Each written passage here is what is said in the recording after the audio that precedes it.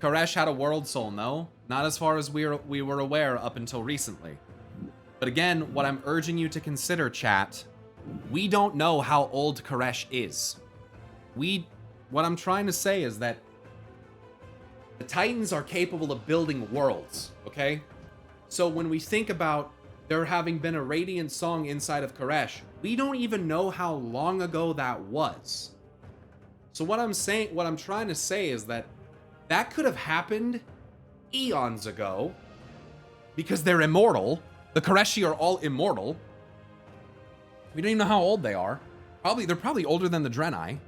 I'm sure they're older than the Draenei, in fact. And so what I'm trying to say is that do not allow yourself to be blinded into thinking that Azeroth's soul and other souls cannot be moved around. Remember, the Argus the Unmaker fight, we literally watched the Titans perform a ritual where they called his spirit to the fucking seat of the Pantheon, which is a mobile ship. Does that not imply that if they wanted to, they could fly off into the cosmos and put him somewhere else? Why? We need to remember that that's possible for Azeroth too.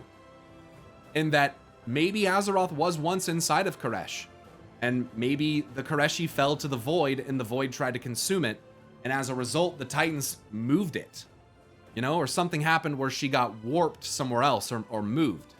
Don't allow yourself to be convinced that every Titan, if there was a separate Titan in that planet, that every Titan puts off the Radiant Song. Ain't no motherfucking way.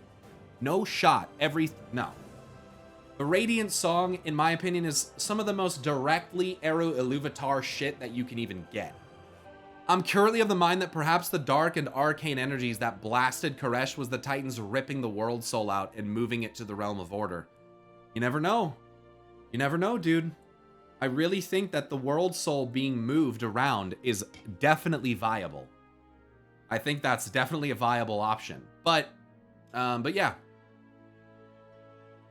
In all of Sargeras' Burning Crusade, did he never once find or come across the Ethereals or Koreshi in general? Well, some of the forces of the Burning Legion certainly should have been aware of them on Outland, but they do a pretty good job, I think, of staying relatively separate. Also, the Ethereals did appear on Argus. Don't forget.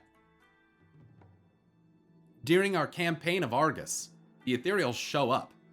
The Shadowguard incursion actively appears when we get there, because they're drawn there by Lura and her dark core. And that's why Locust Walker, well, part of the reason why Locust Walker is there helping Illyria. And he guides Illyria to consume the soul of Lura. And I think also avoid Revenant we fight before, but I can't remember. Do we know how old gods are born? Is there not a chance they could have been world souls too? I don't think that they're world souls. I think that they used to be... The old gods could formerly be gods of life and death. I'm gonna be honest. I think the old gods fit the bill for spirit and decay, honestly. Spore mounds being the spirit side, old gods being the decay side. I totally fuck with the idea that they're like malformed creations that used to apply to the old gods of life and maybe some of the old gods of death. And I think that they, in the way that the cycle of life and death has been fucking dismantled by the Titans, I think it probably fucked the old gods up. And who knows, man? Maybe the Titans even, you know, I like to think, man, that they haven't always been eldritch abominations.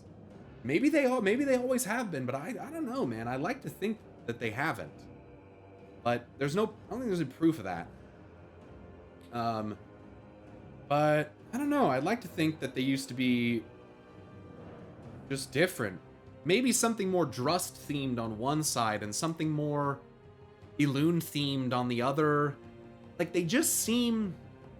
Old gods seem like they go in the middle. Like I can't be the only one who sees Elune as like this cross section of the different forces, right? I'm like old gods like go there or something. Like they go in there. Especially after Iluna here, and the connection between that and Yasharaj, both of which were ripped out by Almanthul, which is like, okay, that's coincidental. Old gods, they're misunderstood, bro. They're misunderstood. But if the Titans think... if the Titans think that death is the void, then it would lead them to believe that the old gods come from the void when they don't. And who told the lie? The fucking Dreadlords. From death. They're the ones that told Sargeras what the Void Lords were using the old gods to allegedly do. Even though the Void Lords all but welcome us with open arms, they're so preoccupied with their 1,000 truths that they ignore the lies we sow in their very midst. We are lying among them. Looks at Locust Walker, by the way, still. I believe we can leverage their vast reach to position them as a foil against our other rivals. We remain wary though. Since they are observant of multiple outcomes, it is conceivable they could anticipate our coming. See, the old gods aren't from the void. They pray to it, I think. You know what Eric 2 says about the 1,000-legged god or whatever? Didn't they say... Actually, it's not Eric 2. I think it's in some of the timeline stuff. The time rift stuff. Isn't it there where they say that their god is meditating? I think that's interesting. Their god is meditating. Like it's almost like it's asleep. It's fascinating to me. I think the old gods get their prophecies from somewhere else. Not that the Titans forced void powers into the old gods, but they tried some experiment and they fucked them up by mistake. Well, I think it's like Gahun, right? Remember what we talk about with Gahun? That's a very important detail. Titan Keeper Hezrel, I think it was, states that the void energies were drawn to Gahun. Even though Gahun is not crafted from void, well, if what we're told about the old gods is true, then maybe technically he is, but they say that the void is drawn to them. Like they're a conduit reaching out for it. You know what I mean? It's interesting that the Void is the only force that has two themed armies. Void Lords and their lesser pawns of Void, and Old Gods who are flesh beings. It doesn't make sense, man. Like I've always said, what does Il'gynoth say to you? The pain of flesh is fleeting. True torment lasts forever. Right? Still you fight? Still you refuse the gift? Flesh has always been more linked to mortality and death than it is to the void. That's what I've always tried to freaking say. The cosmology map is wrong. When you look at the uniformity of this orderly map, how is it that they managed to accidentally put 4 tiers on Shadow? Look at all of them. 1, 2, 3. 1, 2, 3. 1, 2, 3. 1, 2, 3, 1, 2, 3, 1, 2, 3, 4? Why? It's because, like Xal'atath said, they don't understand the void. They think the old gods are void, but they're not. They're mortal gods. They're mortality. They're linked to life and death. They're not void entities at all. And we misunderstand them entirely because the Titans misunderstood them. And as we know from their perspective, they're trying to corrupt the world soul to bring about the Void Lords. Xal'atath is about to do that without even having to use old gods. I mean, she did, technically. But they're not the reason. Does that make sense? N'Zoth freed, which means N'Zoth is trying to outplay Xal'atath, by the way. I don't know if you guys see that, but this could mean that N'Zoth is trying to outplay Xal'atath.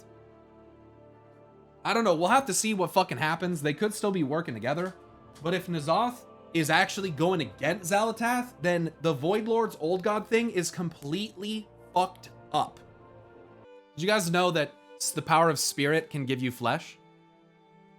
You guys know the power of decay can probably also give you flesh? And what is spirit linked to? The spirit of life, they say, and decay definitely would be death, right? Death and decay, Death Knight spell. Huh. And if you look at their positions on the cosmology chart, those two realms and those two forces actually set up right next to life and death, don't they?